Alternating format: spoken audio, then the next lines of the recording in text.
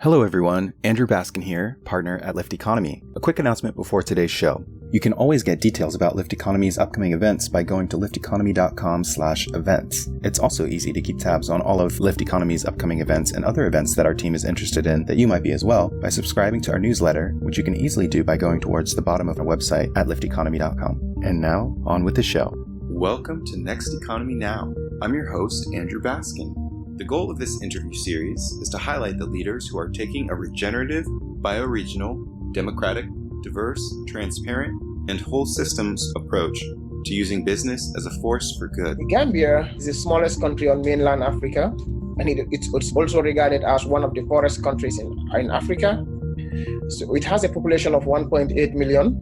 It has no natural minerals. The only natural resources that we have is we, the people, and the soil that we have for agriculture. When you look at our agriculture, it employs almost over 70% of the population. However, you will learn that the statistic does not qualify it to be called an agricultural country, a country that depends on agriculture, because if we said agriculture employs over 70% of the population, but over 80% of the food that is being consumed in that country is from outside, is being imported. So that tells you that their agriculture is having a problem, it's lacking. So now this is one of the things that when I came to US, I've seen that something will be a solution that can improve our agriculture. But that is the country that is very poor, has the soil that is very rich, has water in abundance, because the country itself is divided into two by the river Gambia. But yet still our agriculture is just for a period of 6 months. We don't have proper irrigation to farm. We don't have all those things, so we are still lacking in agriculture, and we are still among the poorest countries of the world. In this episode of Next Economy Now, Aaron Axelrod, a partner at Lift Economy, interviews Modou Sowe. Modou was born to a farming community called Wellingara Village in the Gambia. He was among the lucky children of farmers with the opportunity to be educated. Upon completion of his high school education in 2004, he realized that the ever-increasing livestock theft is affecting farmers and even forcing them to sell their herds. With a determination for change, he organized his fellow youths to combat this problem by forming a small community-based organization called the Shepherd and Livestock Owners Association, which has expanded to become a national association called the National Livestock Owners Association, in which he is the Secretary General. Modou is also the National Youth Coordinator of the National Coordinating Organization for Farmers Association of the Gambia, which is the national networking organization for all farmers associations in the Gambia. In 2018, he was selected to participate in a year-long leadership training program by the McCain Institute for International Leadership in the USA, and he specialized in farming. Modou hopes to increase youth participation in the agricultural value chain in the Gambia for youth empowerment opportunities, economic development, and national food security by establishing the first ever no-till organic farm academy that will train, support, and motivate youth farmers in no-till farming. So without further ado, please enjoy Aaron Axelrod's conversation with Modou Sowe. Modou, thank you so much for joining us on Next Economy Now. Welcome. We'd love for you to start and just share with our listeners your background, who you are, and what you do. Oh, thank you for having me. I'm so excited to be with you. My name is Modou Sowe from the Gambia. I'm the National Youth Coordinator of the National Coordinating Organization for Farmer Associations in the Gambia. And I'm also the Secretary General of the National Livestock Owners Association of the Gambia. You will see I'm working with a lot of farmers in the country, throughout the country.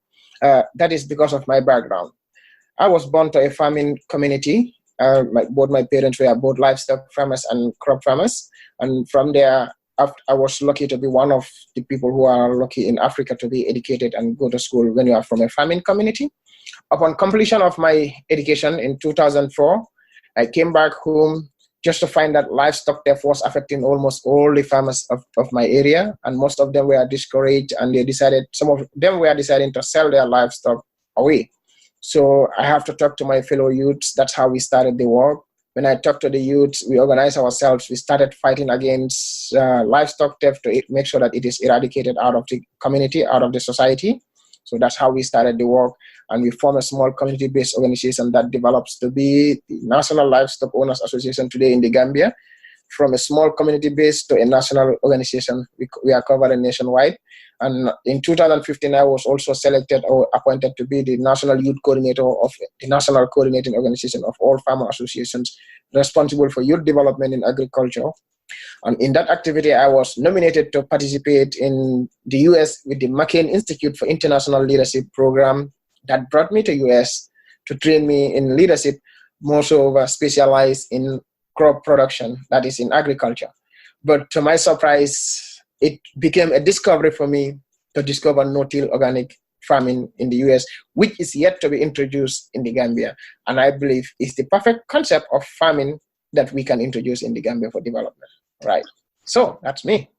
Wonderful. So you are a farmer, you're an educator, you're a network weaver, community builder. Right. And for our listeners who may not be familiar with the Gambia, could you just share a little bit about some context? What are some of the critical issues that all your work is supporting and helping? The Gambia is the smallest country on mainland Africa, and it's also regarded as one of the poorest countries in Africa. So it has a population of 1.8 million. It has no natural minerals. The only natural resources that we have is we, the people, and the soil that we have for agriculture. When you look at our agriculture, it employs almost over 70% of the population. However, you will learn that the statistic does not qualify it to be called an agricultural country, a country that depends on agriculture, because if we said agriculture employs over 70% of the population, but over 80% of the food that is being consumed in that country is from outside, is being imported. So that tells you that their agriculture is having a problem, it's lacking. So now this is one of the things that when I came to US, I've seen that something will be a solution that can improve our agriculture. But that is the country that is very poor, has the soil that is very rich, has water in abundance, because the country itself is divided into two by the River Gambia, but yet still our agriculture is just for a period of 6 months. We don't have proper irrigation to farm, we don't have all those things, so we are still lacking in agriculture, and we are still among the poorest countries of the world. So could you share how you discovered Elizabeth and Paul and Singing Frogs Farm and how you came to learn and work and share with them? Elizabeth and Paul, I will say they are so inspirational, they are so great, and they have contributed a lot to me discovering no-till organic farming. Okay, when I came to to US, I was sent to the Community Alliance with Family Farmers for my internship, that is CARF. So when I was in there, they decided for me to visit different farms. And when I came and they also told me about Elizabeth and Paul, that they were Peace Corps in the Gambia, and that where they started even participating in agriculture. So I was told to go and visit them. Once I visited them, I saw the farming system that they have. That's the time I realized that this is the perfect solution for the Gambia. Because our farmers are poor, they cannot afford those heavy equipments to mechanize our agricultural system. But with no-till, with Elizabeth and Paul, I was able to know and realize that this is the type of farming that we can afford in the Gambia, and it is very profitable. So they were also people who were guiding me throughout the process, teaching me, showing me what to do, and giving me advice on that type of farming, which is a perfect farming system for my country. Could you talk a little bit about climate? I know it's on everyone's minds, and certainly what I've been learning are that frontline communities are going to be the ones most affected by the poor communities are going to be most affected by the effects of climate change. And so could you talk about how you've been thinking around the relationship of no-till farming and agriculture and climate change? Okay, climate change will affect the Gambia, I can say, because the Gambia is very close to the Sahara deserts. And one part of the Gambia is almost turned into a desert because of climate change is affecting us a little bit. We are having more shorter rains than before. Previously, Gambia used to have almost 5 to 6 months rain, but now you see certain parts of the Gambia is almost having 3 months rain or 4 months rain. So that tells you Elizabeth and Paul, where they were in the Nyomis, now farmers have even started introducing new concept of farming whereby they will grow grains before it rains, so that before end of the rains, at least their grains has grown and they can harvest in the rains. So climate change will affect these farmers. But with no-till farming, where they will have the resistance system built, they will have their well, and they will be farming not only within those 5 or 6 months, but they will be farming all year round. So this is one thing that we want to introduce, that whereby instead of allowing the farmers to farm for only this rainy season, what we call the rainy season during the rains, which is 3 to 4 months, now they'll be farming with this concept of farming, they'll be farming all year round. And it is a way of having resistance for climate change. But if not, it will be worse in the Gambia, because we are already not feeding ourselves. But with the little we are having, if we don't have enough rains, we are going to face the worst in the world. So that is one thing. Thank you for that.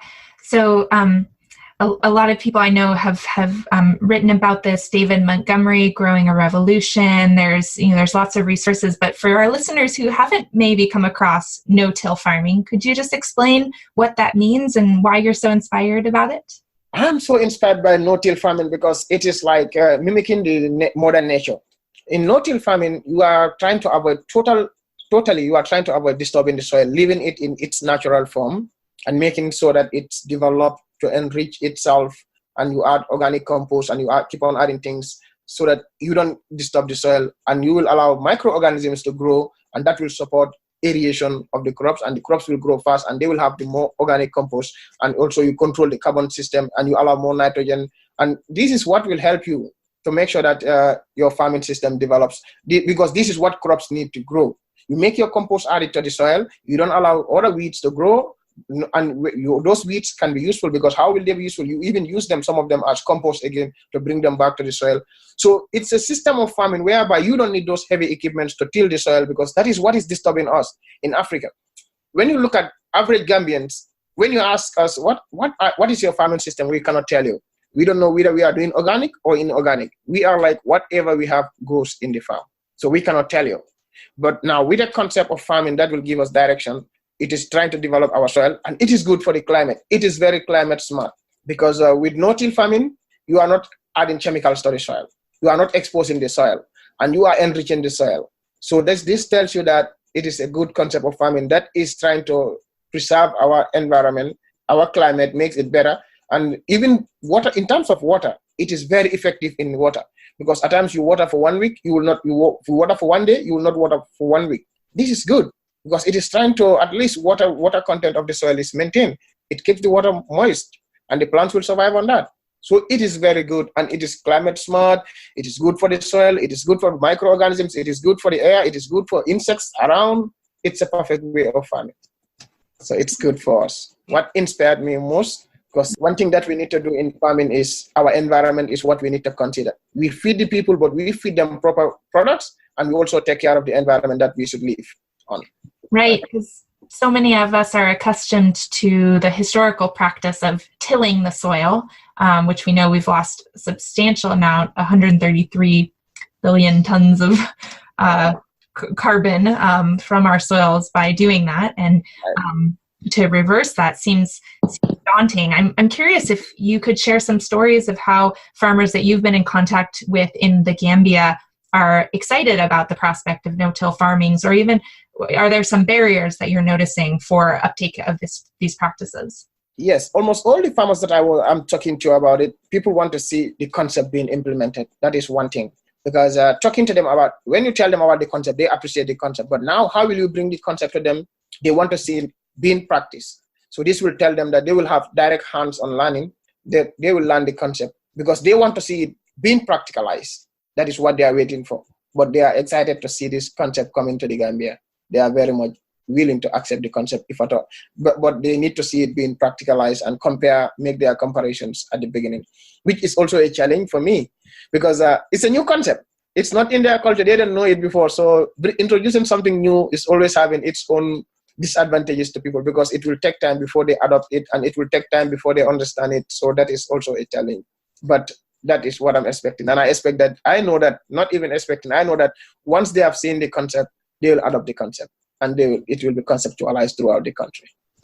So could you share with our listeners, bring them into this vision of the farm that you're about to create to help do that education? Okay, what the plan here now is, I want to establish the first ever no-till organic farm in the Gambia. That will act as a farm academy. It will be like a demonstration and training center for the youth farmers, because mostly youths are my target, although we can have the elderly people inside the farm, because they can also be a source of attracting more youths, because youths also want to see something going around. So you having youth farmers, train them on no-till organic farming, and when we establish that farm academy, it will be training youths, and the farm will be sustainable in a sense that the produce will be used as reinvestments.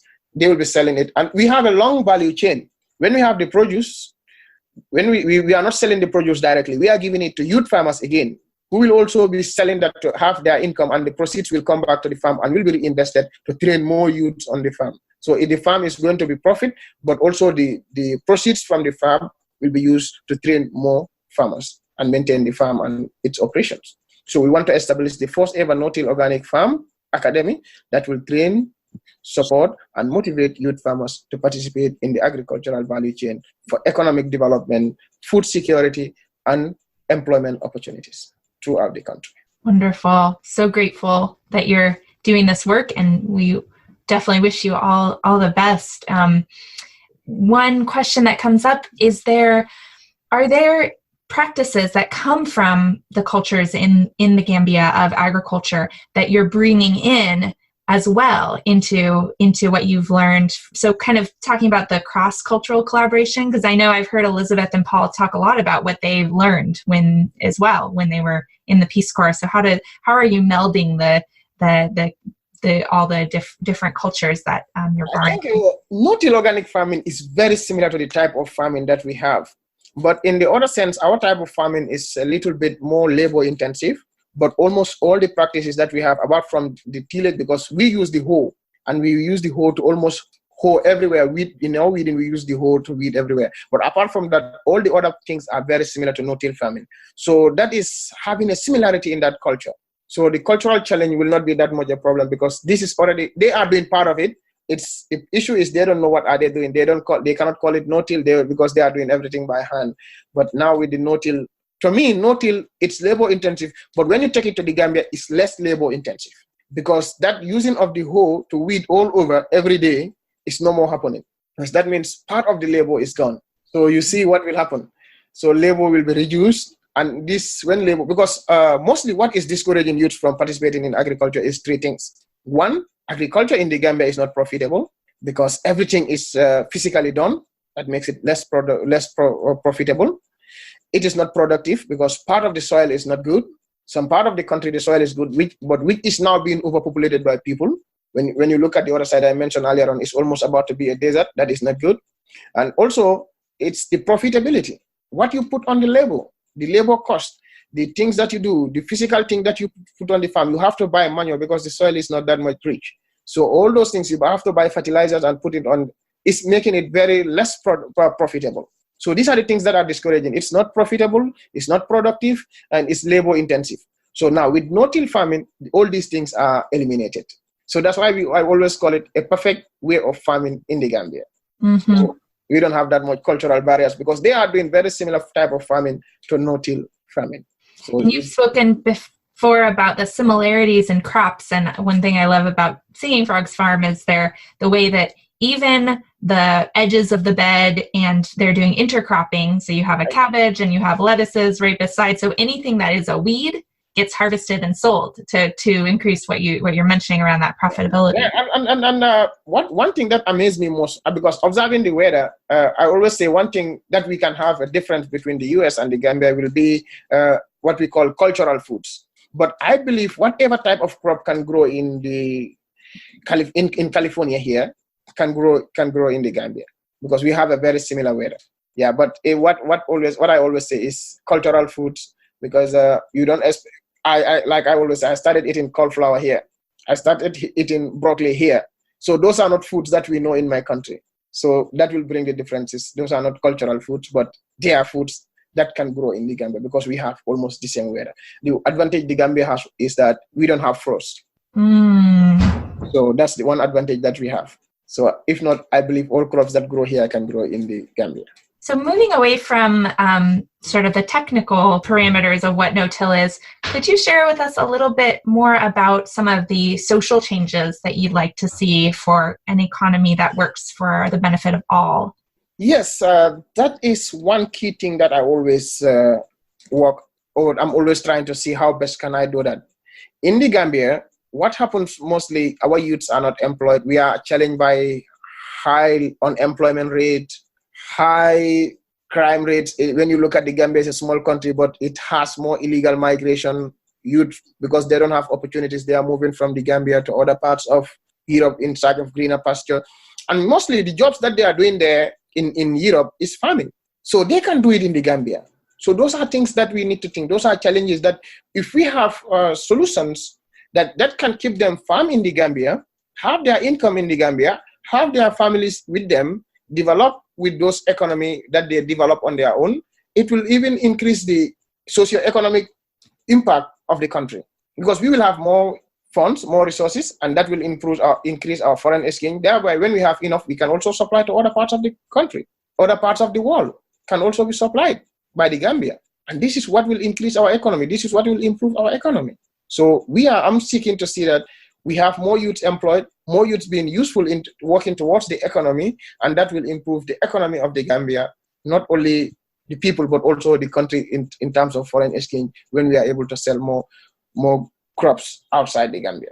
Because knowing the Gambia, I know we can do it, because previously we used to be a small country, but we were one of the biggest producers of peanut in West Africa. We were one of the biggest producers of cotton in West Africa. But due to these things that I mentioned, labor intensive, not profitable, not productive, we lose that status. We are no more among those things. And aflatoxin also contribute to peanut, mostly our peanut issues, but we were one of the best in terms of peanut and cotton production. So we can bring ourselves back, not peanut and cotton, but on vegetable production. Mm-hmm. Right. Can you talk a little bit about how you're thinking about the importance of agency and decision-making as well, when you're talking about youth having jobs? What is your vision around ownership of farms and ownership of the solutions? Okay, that's the vision about decision-making. Let's start with decision-making. Most of the decisions-making, mostly youths are not involved. When you look at the Gambia roundabout, every government that comes will tell you that we want to empower youth, But when you go to the offices, the highest offices where decision-making is being done, mostly you find the old people that will always tell you we want to support the youth, but they are manning the offices of decision-making. And at the farmer level, most farmers, the old people who are farming and their sons and daughters are not interested in farming, most of them are selling their lands because they prefer having that money once and for all, rather than not farming the land, so they prefer selling their lands. But in the provinces, in the provincial part of the Gambia, where still lands are available, they are being inherited by the young people.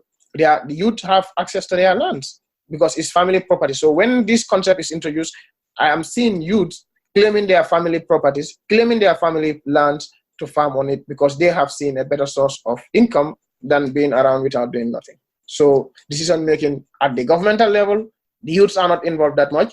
But when it comes to family level, especially in the provincial part of the Gambia, we have an advantage in it because lands belong to families, and these young ones, if they want to make use of that land, they can have access to the lands. So wonderful. Could you share a little bit about who is inspiring to you, and potentially some other examples that you share with the youth that gets them inspired and engaged in this mission?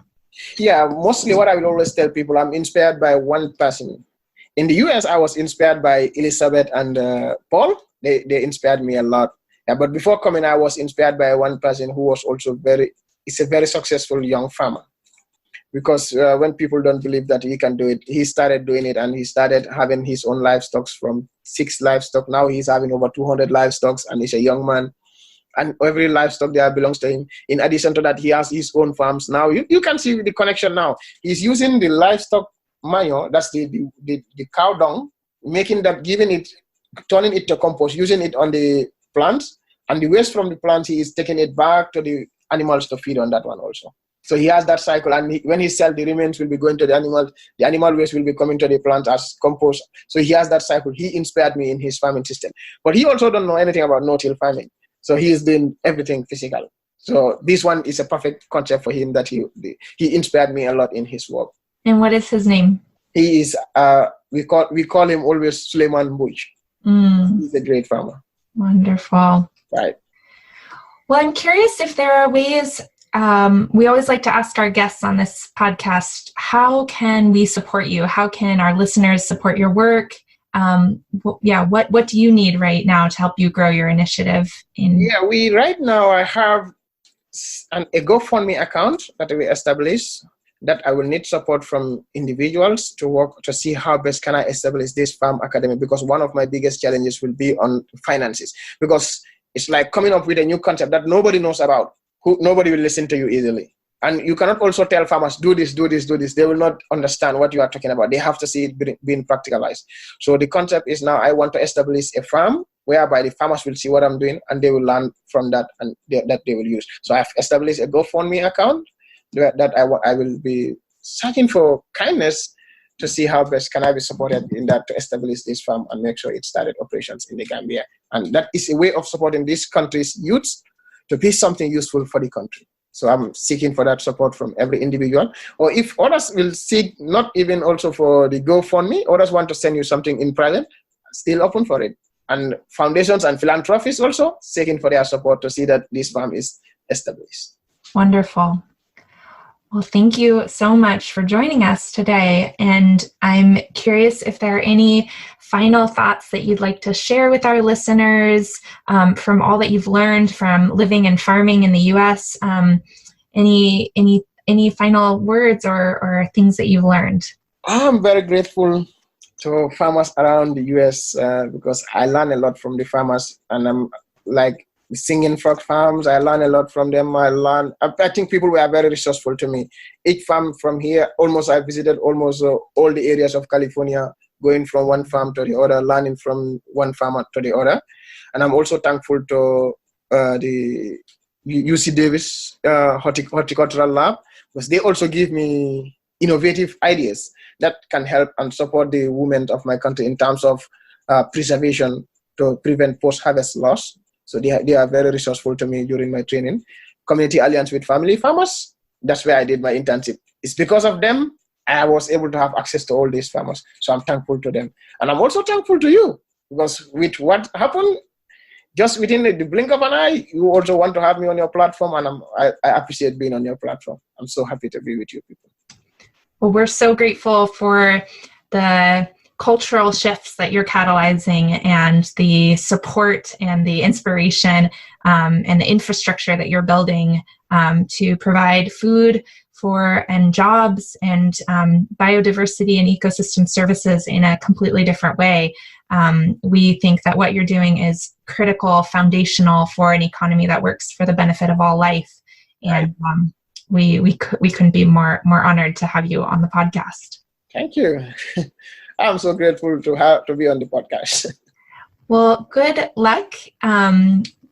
Warmest wishes for your work, for your farm, for your fundraising, and we'll be sure to keep tabs on how it goes. And when do you travel back to the Gambia? I'll be going back to the Gambia in the next 2 weeks. Wonderful. So work starts in the next 2 weeks. Safe travels, and thank you so much. Keep in touch. Thank you.